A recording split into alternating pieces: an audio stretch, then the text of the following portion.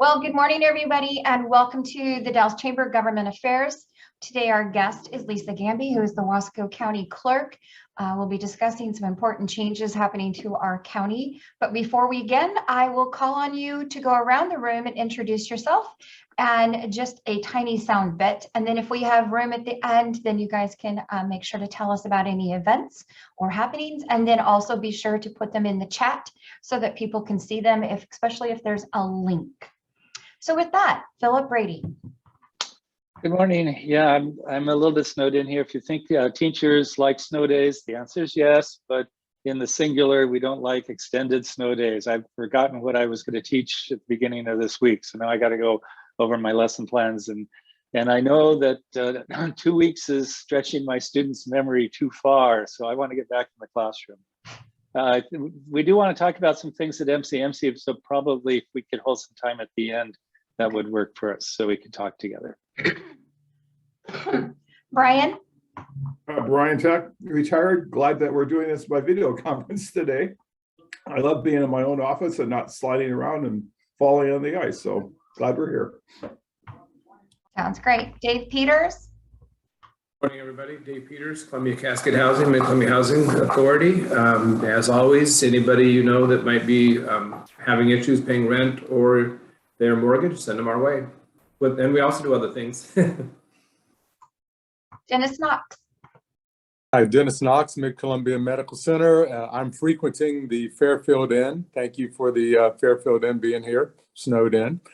And as Phil mentioned, I would like some time at the end to address the recent announcement of the Mid-Columbia Medical Center OHSU agreement.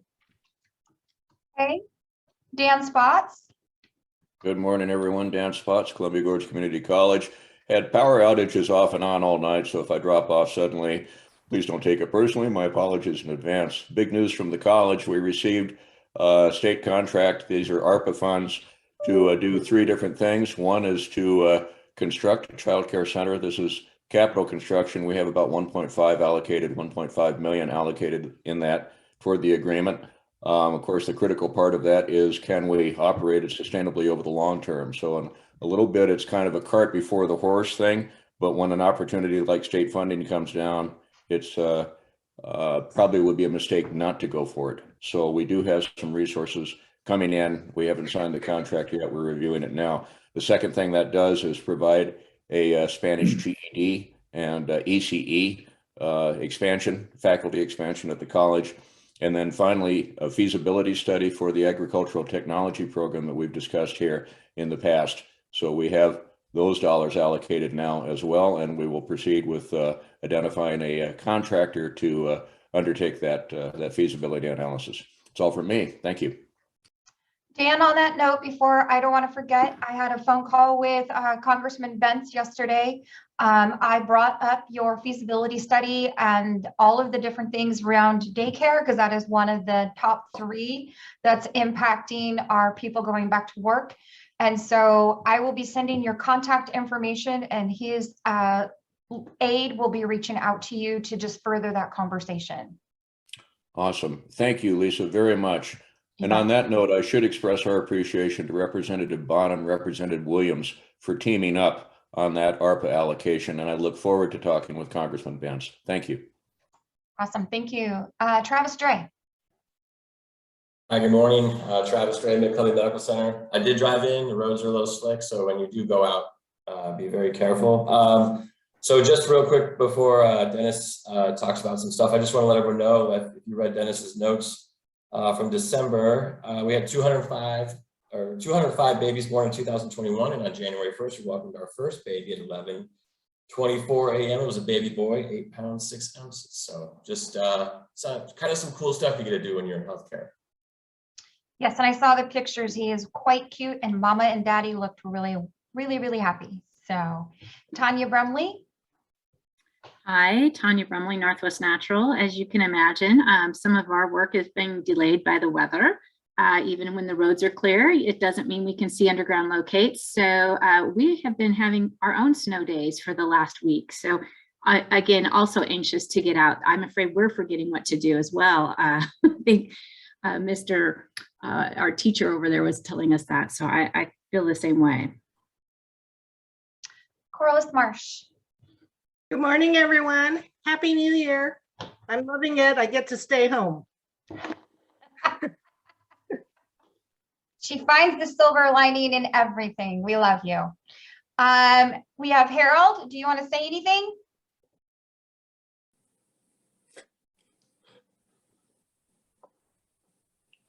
I know that he's retired. Yeah. That is his normal response. So, all right. So with that, Lisa, I'm going to turn this over to you. There again, folks, if you have questions, you can put them in the chat. I will make sure that she gets told what those are so she doesn't have to try to hunt through the chat herself.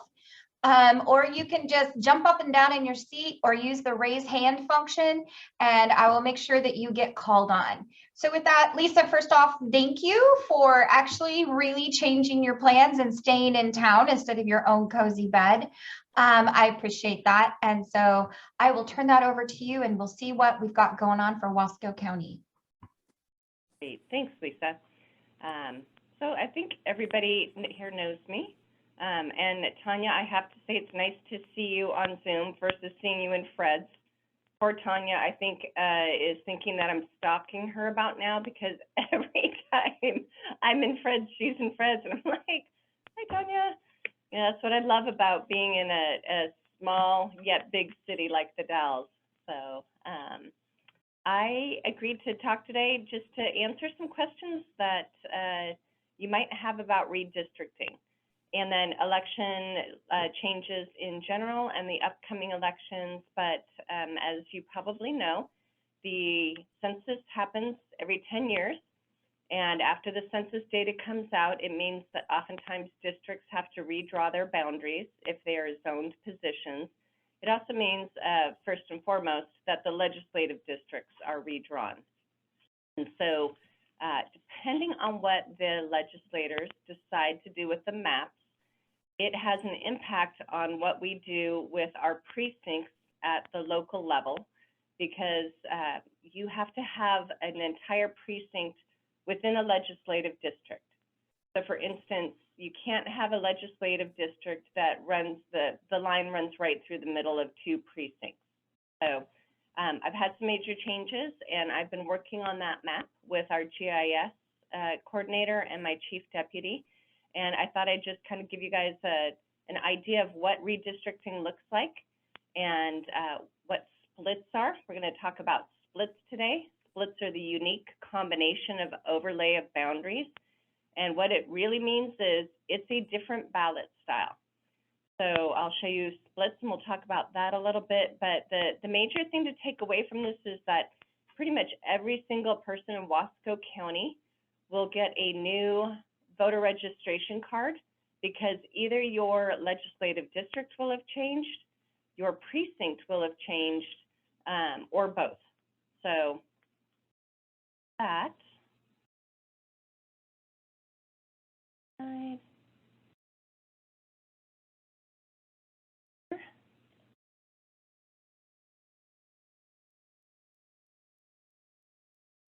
Okay, so can you see my screen right now? That's the one downside of Zoom. I can't actually see what you're seeing. We can see it, Lisa. Great. All right, so these are the precincts as they currently exist in Wasco County. And as you can see, we've had 14 precincts, and they wrap pretty much around the city of the Dalles. So precincts 1 through 4 are pretty much right in within the city of the Dalles boundaries. And then as you can see, there's a line here that splits pretty much the county north to south. And this is our current legislative district line. So you can see it comes down, it does a weird little jog here in precinct 13. This is the Ty Valley area. It comes down and wraps across Maupin, and then down and out through Shantico and the Antelope area. So Shantico and Antelope are out here. So currently, we have had 14 precincts, and based on an up and down, a vertically drawn line for the precinct, the legislative. So on this side, and around the early part of the Dalles. This legislative district was Senate House 30 and Senate District 30 and House District 59. And on this side pretty much was Senate 29 and House 57. So that is where things have stood today. Well, this is the so you see this new purple line that just came in, and it kind of comes around the Dalles here, and it cuts right through Precinct 7. That's Mill Creek Road. That's our new legislative district line. So instead of having a north-south division now, having an east-west division, we now have a north-south division. And because Precinct 7 can't have two different House and Senate districts in it, that meant I've had to rearrange our precincts altogether. And that precincts down here, for instance, Precincts 9 and 13, which serve the Wamak-Ty Valley area, are no longer relevant, having two different precincts because they now have the same congressional, they have the same House and Senate representation now. So instead, we're doing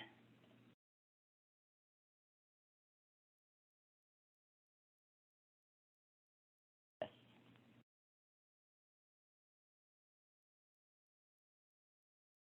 What we've done is Precinct 1, sorry, it'll take a minute for the map to kind of focus in. Precinct 1 remains mostly the same, and I know the lines are still fuzzy. There we go, a little bit better there. Precinct 1 hasn't had too many changes except for some additional splits or ballot styles, so I'll talk about that in a minute. Precinct 2 is still mid the Dalles, or central the Dalles, get the names of the precincts. Precinct 3 is the same. Precinct 4 is east the Dalles. As you can see, the boundary comes in and it wraps right around what is mostly the city of the Dalles boundary. But in some cases, there are properties that are not within city limits, but are still within this legislative district. That's taken a little bit of finagling to work on that. Some of the big changes, Precinct 5, relatively unchanged. Precinct 5 is a big one. It kind of wraps all the way from right around Rowena and the Discovery Center area, all the way out to Mosier and over to the Hood River boundary. And south now, all the way almost to Thompson Point, which is out here. Big change is Precinct 6. So previously, Precinct 6 was just this little area of pink. Oh, that might make it. So there's kind of a light pink area here. That was Precinct 6. And it was really just kind of a boundary from the last redistricting to kind of handle some things that were outside of the city of the Dalles boundary. And then Precinct 7 was a much bigger area outside. And because of this legislative district, it now is going to extend all the way out on the edge of Precinct 1, all the way out here, which is the edge of the Mid-Columbia Fire and Rescue District. Precinct 7 then will be everything pretty much south of Mill Creek and out in the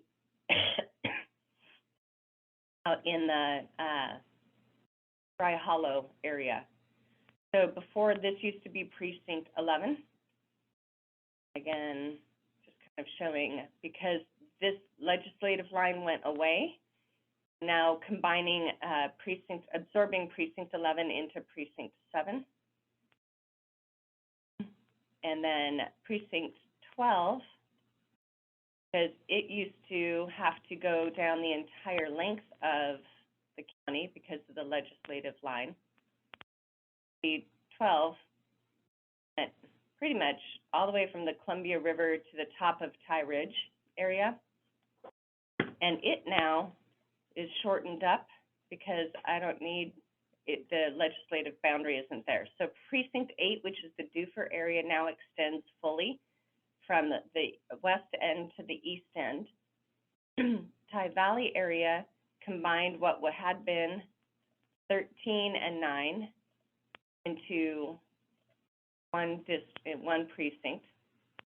Precinct 10 has just had some minor modifications, and Precinct 14 has minor modifications, but because I don't want to have a gap in our precinct numbers, Precinct 14 will now become Precinct 11.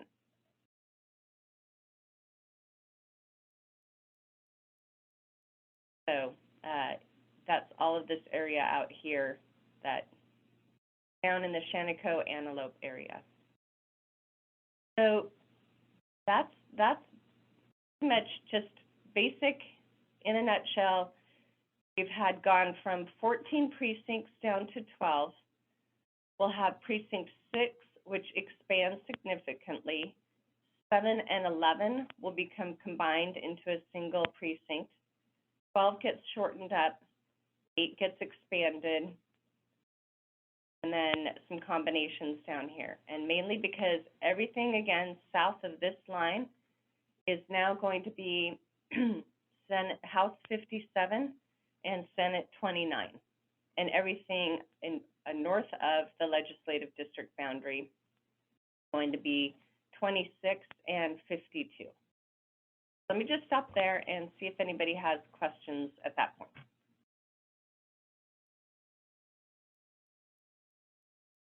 I put everybody to sleep, didn't I? I should have known that 7 o'clock in the morning to talk about precincts and legislative districts is a bit much.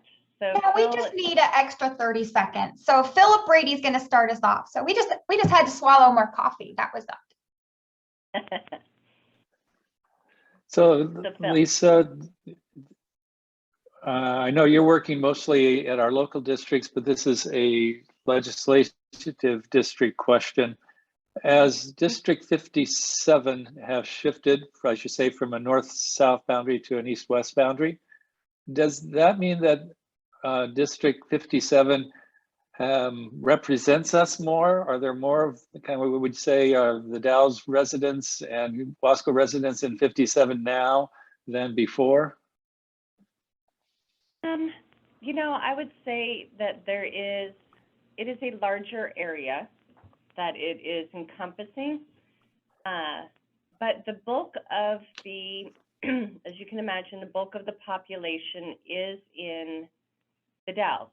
So the Dalles is going to now be represented, the Dalles and Mosier area, right, are going to be represented by an entirely different state senator and representative. And so part of the reason that I always have to look up the numbers is because I realize I don't pay attention really to the politics of who's running for positions. My job is just to make sure that I file them and I run the elections. So people sometimes are like, how can you not know those House and Senate districts right off the top of your head? And I'm like, because I'm busy running an election. But it's going to be very different representation. And in fact, Rep. Bonham, who had been a representative, he, I suppose, could file for 26, or I mean 52, District 52, but there's an incumbent already in that position, and I'm not sure what the cycle is on that position. So there will be different representation, and that will be probably a bit of work for everybody that's on this meeting, right, to start making some new relationships and building some new connections, because that landscape is shifting. Our congressional district remains the same. We're still entirely congressional district 2, but yeah, the representation will change. Did I answer your question, Phil? Yes, you did very well. Any other questions at the big layer? But what I do is dive down a little bit and show you the concept of a split. So if you can see,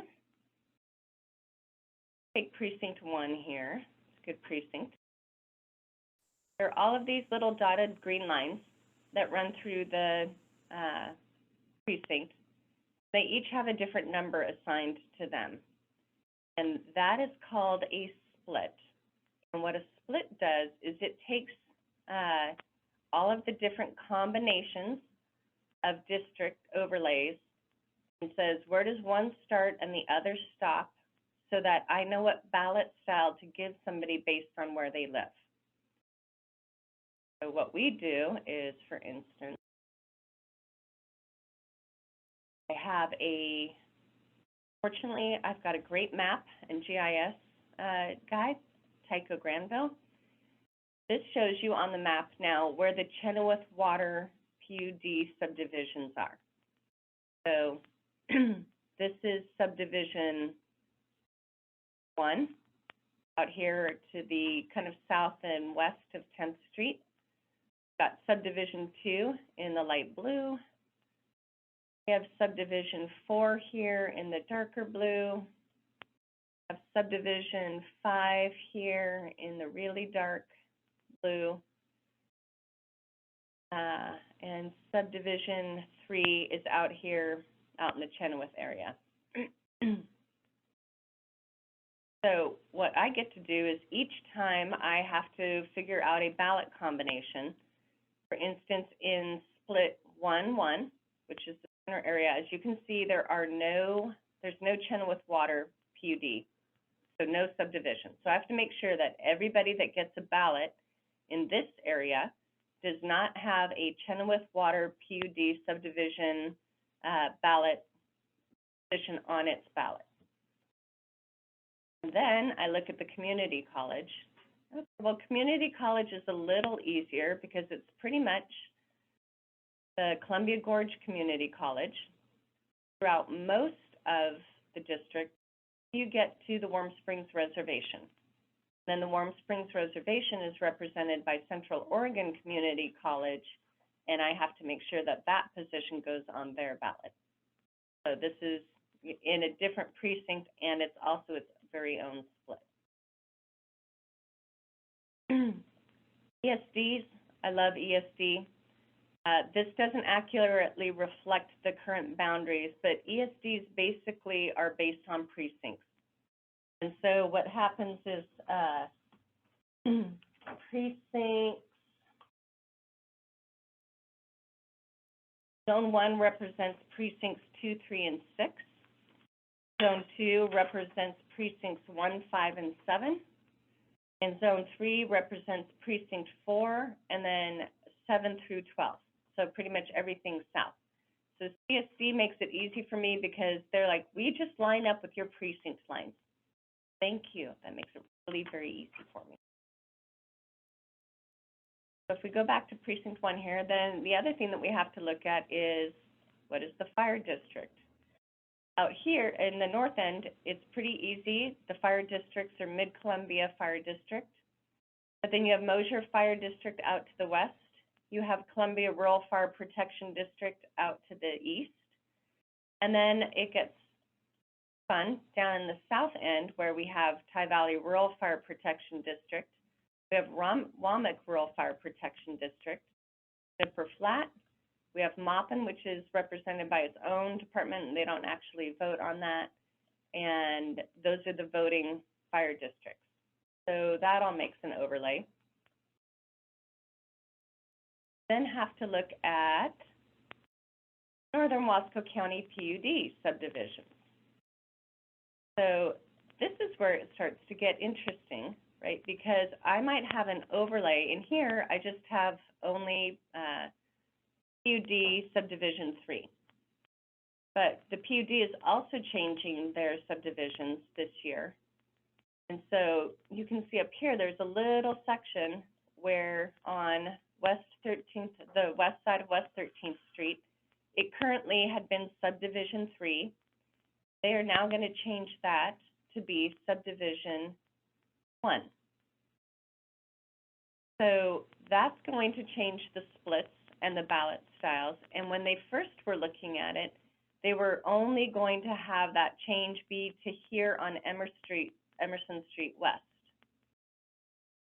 So what that meant is that I still have some pieces that are in Precinct 1, but they would have been a different subdivision than the other neighbors. And when I turn on public addresses, you can see that what happens is the various combinations means that you can end up with a house like this house, is 3214 West 10th Street, that by the time you overlay the subdivision and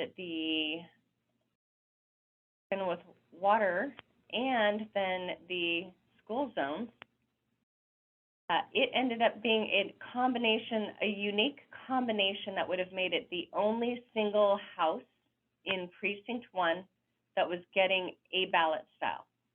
Would have had their very own unique ballot style. Now, fortunately, we only report results down to the precinct level, because otherwise, if we reported down to the split level, you would have a very good idea of how your neighbor voted. It'd be easy to see who had what. So my job then is to go through and say, okay, PUD, would you guys be willing to modify this and extend this boundary where you're going to move it into Subdivision 1. And you extend that all the way down so that everything on this side of West 13th Street is going to be part of Subdivision 1. Because otherwise I have an isolated house that's getting a single ballot. And as you can imagine, in a special district election, which are the ones that happen in May of odd years, every one of these splits equates to a different ballot, and my office ends up issuing and designing about 45 to 47 different ballot styles. So my job is to just say, okay, can we nudge stuff a little bit, because the other things that you have are overlays like Park and Rec District. And the Park and Rec District, well, it kind of goes in and out of the city of the Dalles. And then you've got, of course, the Dalles boundary city limits. So that was one of the more interesting things this time, is I now have, because of the legislative district, I have parcels that are not within city limits. So these ones here that are kind of 4-3, they're outside of city limits, but they are within the legislative boundary. And so that meant I had to create new styles altogether to accommodate until the day and point where these get absorbed or annexed into City of the Dalles. They will be a different ballot style. And this has been my world, turning these on and off for about the past 4 months, trying to figure out which kind of combination of stuff is going to work. And when we get all done, what I do, I have a record of it that looks like this. So are you seeing a screen now that says Precincts and Splits post-2021 redistricting? Yes. And before you go into that, Phil Brady has a question. Oh, sure, Joel, sorry. Thanks, Lisa. Mm-hmm. So I recognize the complexity, and so you would be, like, say, 45 different unique ballots, some going to just a couple houses.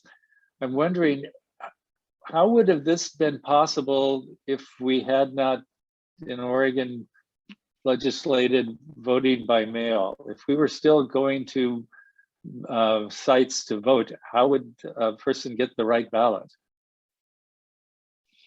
Well, so I had a very interesting conversation with Linda Brown. I emailed her because I'm like, okay, can you tell me why the precincts are set up the way that they're set up now? And so a bit of history on that that's interesting is that reason that we have the precincts back on is that originally precincts 1, 2, 3, and 4 were based when we had polling places still.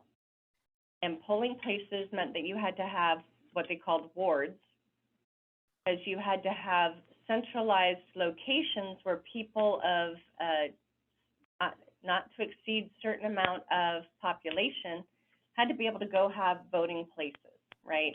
And so, for instance, these first 4 really couldn't be that much bigger. In fact, it's probably why 2 and 3 are slightly smaller than 1 and 4, because you had to make sure that the population density in precinct 2 had enough polling places that people could actually get in and vote. And so we kind of lose sight of this when we think about being a vote by mail state. When you look at polling places across the United States, so other states that do not use absentee voting or vote by mail, people, it's just like when we grew up. We had to go to our local fire station or school or whatever, and we had to wait in line, rain or snow, whatever, hot, cold. We waited in line outside until we could get in and take our turn. So that's where the precinct started based on wards, and also because the city at that point had wards. And in fact, the city used to have zones up until 2020, when they chose to now have city council members elected at large, which is nice for me because I don't have to then track, am I getting a ballot to the right person and making sure that they're only voting on should be voting on a zone. So yeah, I would not, I don't think I'd be doing this job if I had to do polling places. Yeah, I think that's the answer to my question right there, yes. And I think about back in the history of it, when Linda and all of the other clerks in Oregon, in that transition period, there was a couple of years there where they were doing both, right? They had to run both polling places and do vote by mail. And so that's it. I owe a lot of debt to the clerks that came before me, and who put it together, because vote by mail, it's really just receive your ballot by mail, vote at home, and it's the method of delivering the ballot. And know that there are political complaints about it, but from a purely mechanical getting everybody a ballot and giving them the chance to vote, I am very much a proponent.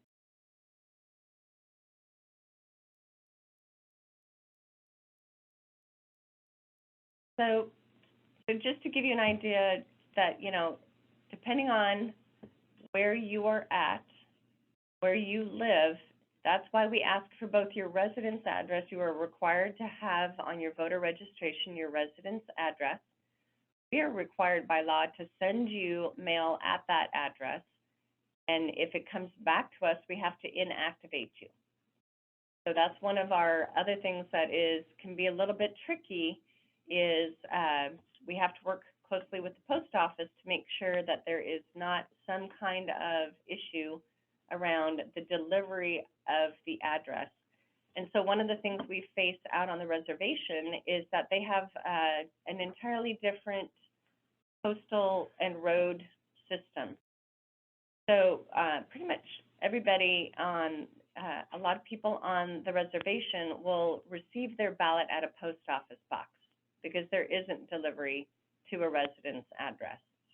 But we have to have both the residence address and the post office box. And because it's been a little bit of a gray area, it's been hard for us to sometimes pinpoint where a voter lives.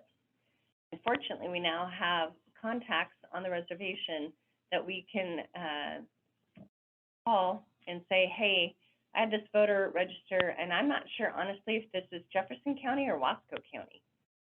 And so they'll help us by taking a look at that address. And then we, in fact, just did some cleanup. There was a group of people that were getting Jefferson County ballots that should have been getting Wasco County ballots, because the area where they lived is actually within the Wasco County borders. We have some people who are within the same household, and one of them got a Wasco County ballot and one of them got a Jefferson County ballot. And we're like, no, that shouldn't happen. And when we looked it up, they each had different residence addresses. They had the same PO box, but they had a different residence address. So those are the things that our office is continuing cleaning up, because what we want to make sure is that we have got you at the right mailing address and at the right residence. And that's part of why there is that 21-day cutoff. Because as you know, from the Rajneesh era, not error, although it might have been a Rajneesh error, so that they had people that they tried to bus up to register to vote at the last minute in an attempt to sway and take over the reins of power down in the Antelope area. So we have safeguards that are in place from an election law standpoint that can frustrate people, but they're there for a reason, and mainly to make sure that I get you the right ballot, so that you're not voting on a board member that you shouldn't be voting on. And that's really at the, obviously to make sure that you're voting for the right representation in the state and federal races. But more importantly, really for me, it's how do I make sure that you're getting the right ballot for the boards of the districts that serve you and whose money you pay taxes to. That's redistricting. You're all going to get a new card, because about the only people who probably didn't have a change were the people up here in Section 12 or Precinct 12. And at that point, it's easier for me just to tell it to print everybody a new card, and you will get one that has it'll be a different colored card, and it'll have language that says, due to redistricting, these are your new boundaries. And then once we have all of this wrapped up, what we'll do is on the Wasco County website, if you don't know already, under services, we have our elections section. We have a great video here that was put together by my chief deputy and her two daughters about voting and how we run voting. It's called Path to the Ballot. And she won a National Association of Secretary of State's Medallion Award. So I highly recommend that you watch that if you get a chance. We have our current elections page, which I have not yet updated. The primary here, I'll start adding candidates who are filing, precinct committee people, what precincts you can file for, etc. Once we have candidates filing, we scan their filing form and we have a hyperlink to their name, so you can see their filing form if you would like. But the other thing that you might want to encourage people to check is we have a precinct voting map. It is broken right now because of all of the work we're doing on redistricting. But when you come here, there's a link to the precinct voting map. And as you can say, it says can't be added, but you would put in an address. So for instance, mine is 1235 Shady Brook Road, Sandy Brook.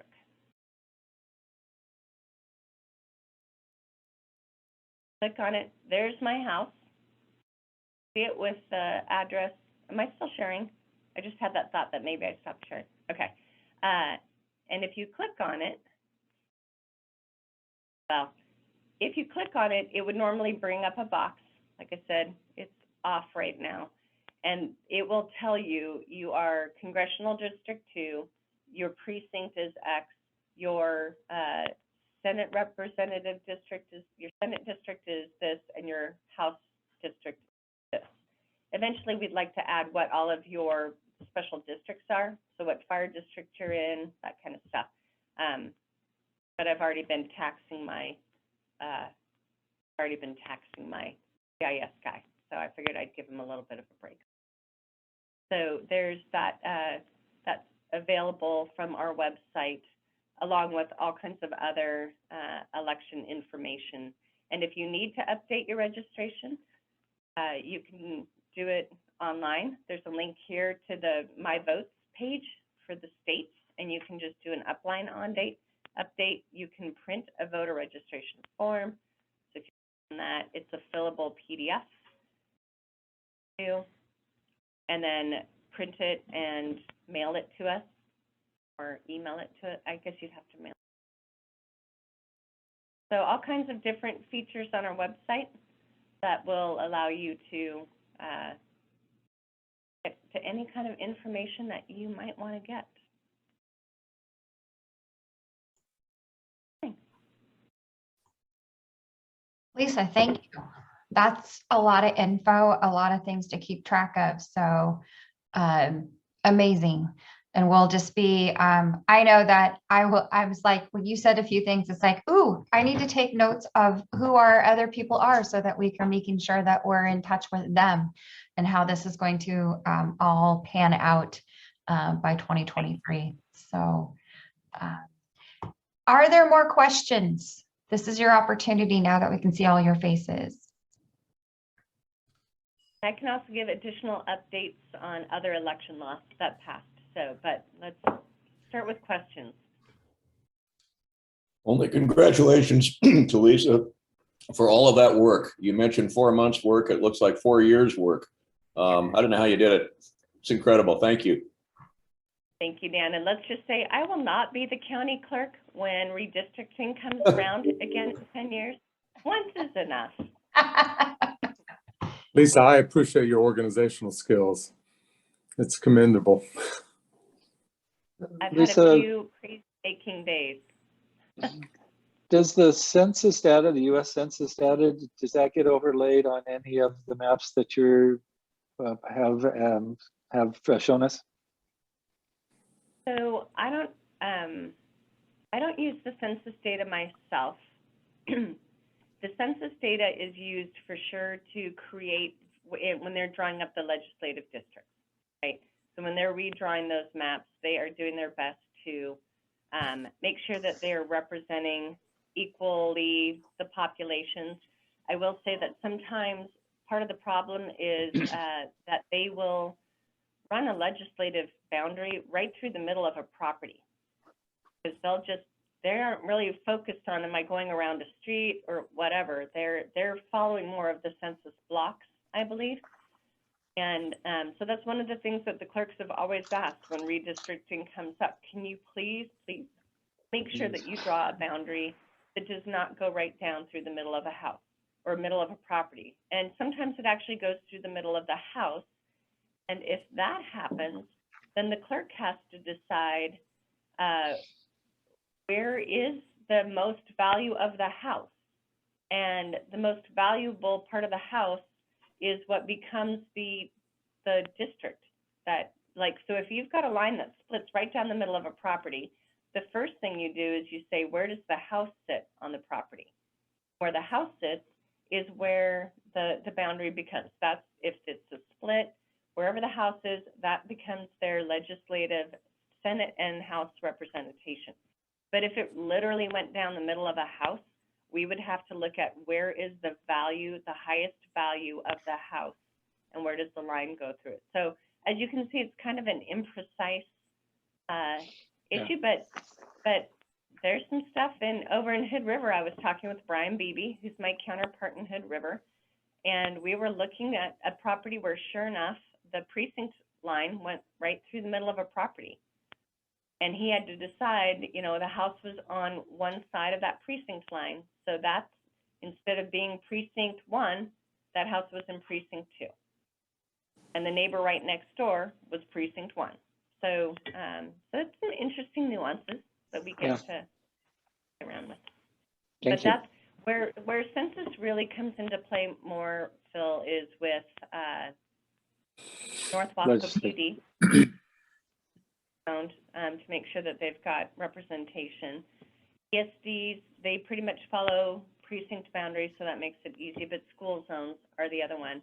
The school has not yet really reviewed their zone and what their changes will be. So I've done my best to create the ballot styles and splits that I can with the information I have of the zones as they stand right now. There are a few cases where I'm approaching the school and saying, I've got an isolated house here. Can you move them? But I am not sure from a legal perspective what's involved with that for them. Thank you. So it could be that in 2 years when that special district ballot comes around, that there may have been changes between now and then, and I'll have recreated different. That's where census comes in. What else? Come on, bring it on. I love election questions. So any other questions? If not, I would like to hear some of the other updates that you said that were coming for changes regarding election. Sure. So postmarks will now count. The vein of clerks. So that'll be interesting. We will now be accepting ballots that are mailed. So a ballot box, you still have to put it in a ballot box by 8 p.m. We'll still have Rotary. Rotary has to collect your ballot by 8 p.m. Put it in the mail. You can put it in the mail up to and on election day. But you would hope you would need to make sure, if you're going to do that, I would highly recommend that you ask the post office where you drop it off to put a postmark on it. Because we'll accept ballots now for up to 7 days after the election, but then my office has to look and say, is there a postal indicator? Is there something that has a postmark date that would prove it was mailed on or before election day? We're having to get new scanners because sometimes the postal indicator is this very light orange fluorescent barcode, and we have to scan that, and that just kind of tells it at what point was it somewhere in a processing facility. And then we have to calculate a little bit. Do we think it was in before election day? Or if there's nothing at all, the attestation now on the envelope that you sign will say, I swear that I put this in the mail on or before election day.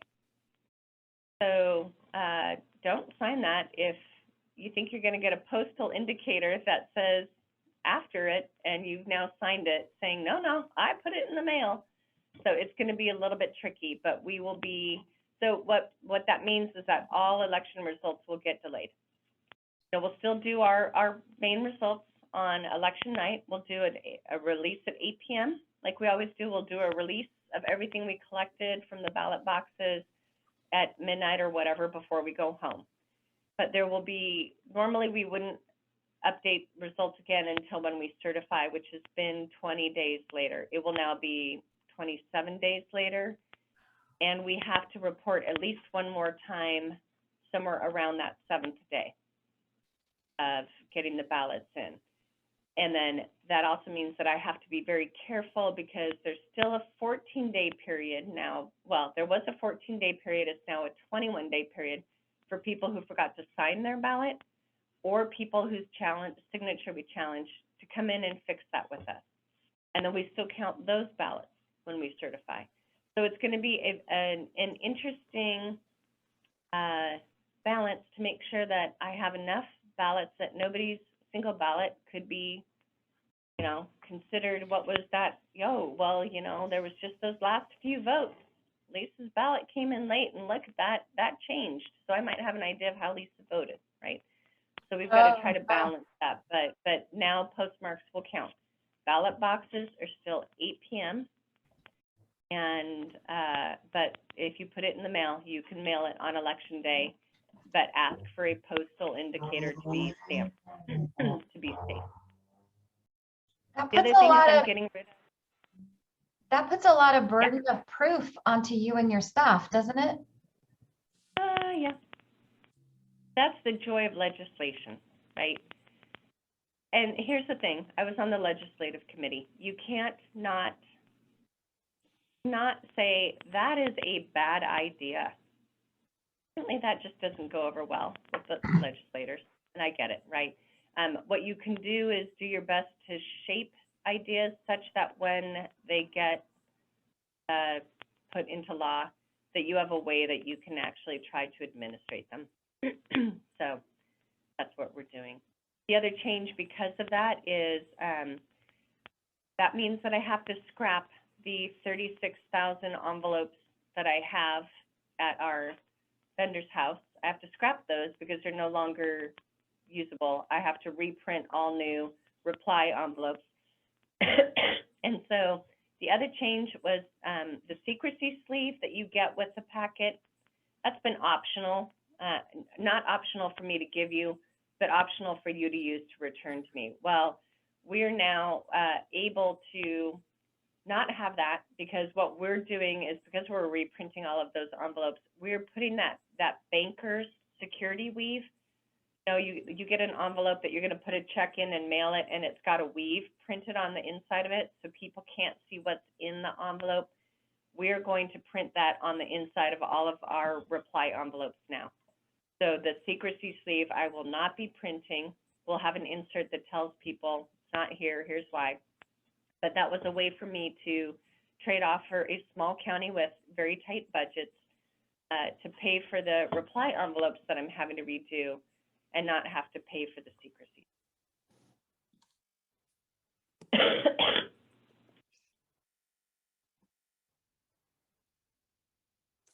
You're on mute, Lisa. Lisa, you're muted.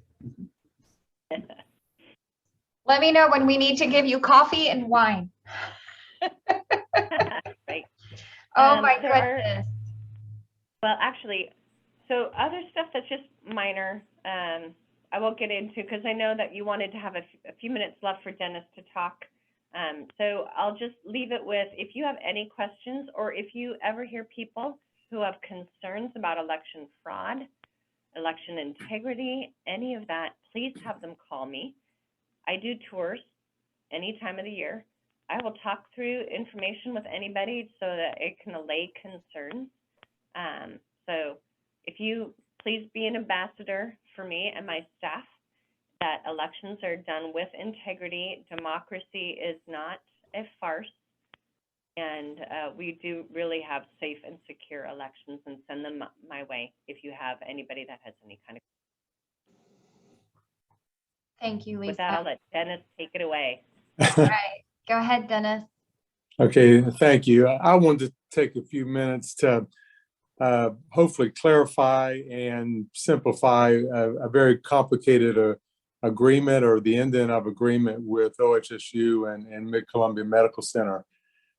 First and foremost, we realize that when a provider leaves, it's very unsettling for the patient and for the community. And just, we're not alone. Across the globe, this has been occurring with a lot of providers leaving, nurses leaving, going on to other fields. And you just heard last week, it was the Great Resignation. I think 4.5 million employees quit their jobs in the United States alone. But again, Mid-Columbia Medical Center is no different, but we are committed to providing access for well-trained providers throughout the service area. And our emphasis, by the way, has been on retention. We have been addressing wellness. We have been addressing burnout. We've made available EAP services to providers in this context. So we are concerned about our providers, all of our caregivers, and we provide those retention programs and wellness programs. But I want to take, for example, recently the cardiology service. You may remember that two of the OHSU cardiologists chose to make life decisions. They chose, because of the pandemic, one wanted to be closer to family in New York. And so, they left to be closer to family. Another one changed his practice style. So 2 out of the 4 changed their way of practice or their lifestyle. And OHSU came to me and said, we can no longer field a team. And they had no choice but to terminate the agreement. They did refer us to their partner, the joint venture partner, Adventist, and we brought in, 4 months ago, we brought in Northwest Regional Heart and Vascular. And I have to tell you, it's been as smooth a transition to a new important service line as I've ever witnessed in my career. It's been great, and we are actually providing greater access for cardiology patients now in our cardiology clinic. But back to the CCA real quickly. It stipulated in the CCA, now there's a core agreement of the clinical collaboration agreement, but there's a lot of other professional service agreements, and I'll get into that. But the core agreement stipulated that OHSU is the exclusive provider of primary care services. And as you know, that's family medicine, internal medicine, and pediatrics. And for the past year, given the effects of the pandemic over the last 2 years, our providers were making some life choices, including 5 providers. They made life choices. They were having babies all at the same time. And they were all OHSU employed providers. And we must respect that they make these life choices. We must respect that they're going to grow their family. But nonetheless, it was concerning because we're in the business to serve the community. And these positions needed to be temporarily or permanently replaced. And I have to give it to OHSU. They tried their best. They couldn't get providers to supplement their employed providers here. And that put us in a real predicament. And we knew that Mid-Columbia Medical Center ourselves, whereas this core agreement precluded us from being our own recruiters, recruiting providers to the area, exclusively provided OHSU to do it, they simply couldn't field the team. And so I would tell you the most prevalent reason why we mutually agreed to end the clinical collaboration agreement, the core agreement, was because we needed to be allowed to field our own team. We need to be allowed to recruit. That was the most prevalent reason. And we already have providers that we're recruiting to bring into our workforce to serve the community. Now, I mentioned a multitude of other professional service agreements. I think there's 7 or 8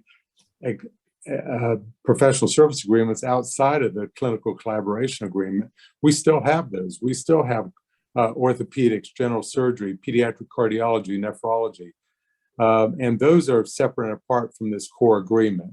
And again, the core agreement precluded us from doing our own recruiting. So now we are in mutual agreement with OHSU. We can do our own primary care recruitment. And again, that was the main reason why the core agreement was discontinued. And again, I'm proud to say that we already have providers that we have on the docket to try to recruit and retain here in our community and better serve the entire community. So that's my quick rendition of where we're at. I'm meeting again with OHSU Monday to continue to collaborate on the professional service agreements. But I know this is change. I know this is unsettling. But in the grand scheme of things, this really puts Mid-Columbia Medical Center in a better footing to better serve the community. And if I can jump in, just 2 things I want to assert for people is there's going to be a lot of continuity. If you need to go to OHSU for an emergency, we will fly you in a helicopter and you will get excellent care there. And the MyChart services that we've come to appreciate, those will be continuing. If it's some future date it changes, it'll be a very smooth transition as well. Yeah, to echo that, OHSU has outstanding clinicians, and they are our tertiary and quaternary providers. They are, our folks refer them to their specialists. That's not changing. There's no reason for that to change. This is Brian Tuck. I think there's some real concern about what's going on among folks who get services from you. I mean, I live, my little block here, there's 5 of us who've lost doctors in the last, well, couple months. I lost a cardiologist, you know who it is. Unfortunately, I'm able to work with him. I have heart problems right now, and thankfully he's there for me. And I have another surgery coming up here. So it's a big deal for me, but my wife, the neighbor across the street, the neighbor next door have all lost doctors. Realizing people make life changes, that's all part of it. But 13 to 14 doctors have left, and I realize you're trying to do the right thing, but there needs to be better communication with the patients and of what's going on, because it's not clear. It looks bad. I mean, I'll here to tell you, it looks really pretty ugly when you use 13 to 14 doctors are going, what the heck is going on here? So maybe a little effort on your part to explain this to the general populace, especially the folks who depend on you for their care, as to what the heck is going on and why is this happening? Yeah, Brian, you bring up a very good point. And now, as of the announcement, we're able to be more vocal about that. It was stipulated that we couldn't be that overt on our own. And now we can be, and we're going to be making some very definitive announcements to be better communicative to the community. You are absolutely right. But we were, I can't get into great details, but we were handcuffed to be able to do that by our agreement. But this is all good, and I do appreciate you saying that, and you should be seeing some a lot more communication accordingly. So thank you for saying that. And by the way, we've recruited extraneous to primary care. We've recruited, I think, 19 providers to the community over the last 2 years. So we are recruiting, and now we'll be able to focus on primary care. And I can understand vividly why that's concerning. Yeah. Thank you. Okay. This is Stacy Cooper. I'm going to reinforce Brian's. I don't go to MCMC. I go to Hood because you historically have lost so many doctors that, like, my dad's doctor constantly changed, and he's at Providence. I mean, you guys, the whole reason OHSU was like, oh, well, now we have a bigger recruiting thing, and now you don't have that, and you're now back to recruiting your own. How are you going to communicate to retain doctors that you're now recruiting? Because that was the whole stick with going to OHSU. It is disturbing. And one reason I've left the medical community in the Dalles and chosen to go to Hood River, because my doctor's been stable. My dad's doctor's been stable there. The stability in the Dalles is very, very scary. Can I respond? I hear you, and I've lost my doctor, and I lost my replacement doctor too. So and I know I'm grateful I have pretty good health, but I still feel nervous when I go to a new doctor and try and explain my aches and pains. And I agree, yes, stability is wonderful. In the old days when I was a kid, doctors were private practice and they lived on their reputations. And now more doctors have asked to become employees of hospitals like Providence and like MCMC. As I've been watching what's happened, I can understand that. Yeah, you want that stability. And I reiterate what Dennis is saying, that there has been a problem at MCMC, and the source of the problem is we are good at recruiting, but we haven't been able to recruit the providers to support our staff. And so I ask you to think about pressing a reset button, because the rules that we've been operating on have changed. It's good people here in the Dalles, providers and staff. It's good people at OHSU, but the agreement that we've been trying to work under has not been able to let us be fair to each other. You really need to work hard at this, though. Okay, I think you've got a real challenge in front of you to demonstrate that your patients have trust in your system. Right now, they don't. I'm going to be straight up with you. They don't. And, so this is job number one for you folks right now, to demonstrate that you're here for us, for myself, for my neighbors who are all elderly, have challenges.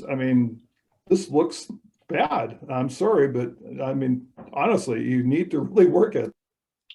Brian, this is the #1 priority for the board and for the executive leadership. And Stacy, I work closely with Providence here locally to keep care in the community. And I would suggest to you to be thinking about, I won't go into detail, but there's an academic medical center philosophy, and then there's the like Providence or Legacy or Peace Health.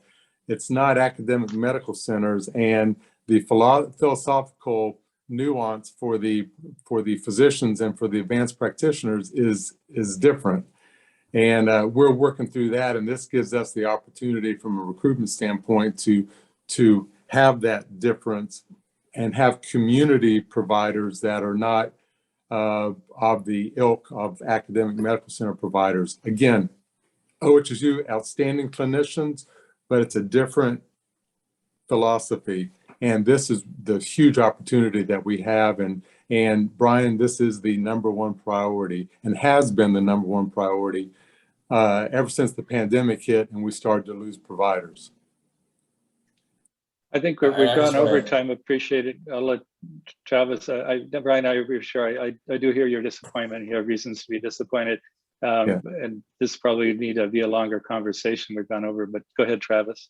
Oh, I was just going to say, I mean, Lisa, to your point, and I would just imagine, for all of you to think, like, what would it be like to run a business and try and make decisions for your community, but having another business who you're partnered with not be on board or in line with those decisions? Very, very difficult to execute and provide the type of care and expectations to the community. Also, keep in mind, as you're challenging us, and rightfully so, change is hard, right? It'd be much easier to kind of sit back and let this 7-year-old agreement just continue to run its course. But when you start to think about the evolution of healthcare and the weight on, the expectation on our healthcare system, especially right now, forging change is difficult, and it's pretty amazing that we're ready to take on this vision. And we're going to be in a bigger, better place, but transition is hard. Transition takes time, and transition takes patience. So if you're all in there with us, we'll get through this together. But please trust us, because we'll come through the other side. And we are recruiting physicians. We are we're bringing on a new oncologist in February. There's a lot of good things happening. I would just say, like, let's use these. You're available. All three of us are available to talk with you. Don't believe the noise that you're reading in certain publications and online. A lot of that is untrue, and it's unsubstantiated information. So use us as your source, because we're being very transparent with what we can. So we appreciate it. Okay, thanks. So with that, I highly encourage, one, thank you so much for being open and very transparent with us at this group. I would suggest, if you were the people who brought up concerns, that you continue that conversation directly. Email Dennis, email Philip, and get an appointment, so that, especially if there's more than one of you, sometimes they need to hear those comments and concerns from your perspective. As you know, running a business, our perspectives sometimes are at the top, and we want to make sure that we have all of our community in there, but sometimes our decisions and what the things that we have to process are so different. So make sure that they have that perspective from you. It's important. You matter. And I know Dennis feels that way, just from knowing him, that his whole team feels that you matter. So I would say continue those conversations with them. One, I appreciate both Lisa and MCMC being very transparent with us this morning. That's what this group is for, is to inform us and being able to have those open, and I like to call them adult conversations, where we get to voice our concerns, and we're not, we don't have to worry about it. We get to actually be in this group and be very open. So thank you. It is after 8, and we do have some snow for me to shovel on my front walk for the chamber. So I got to go do that. And I'm sure a few of you others are going to be shoveling some snow today too, of some sort. So thank you so much for everyone being here. I am very I am very grateful, even though we've been zoomed out. It's actually very handy to have, especially today, and being able to communicate and still be able to continue on with the different things that are happening. So with that, everyone, have a great day. Go and check on your neighbors. I want to make sure that everybody's okay. So thanks and take care. Thank you. Thanks, Lisa.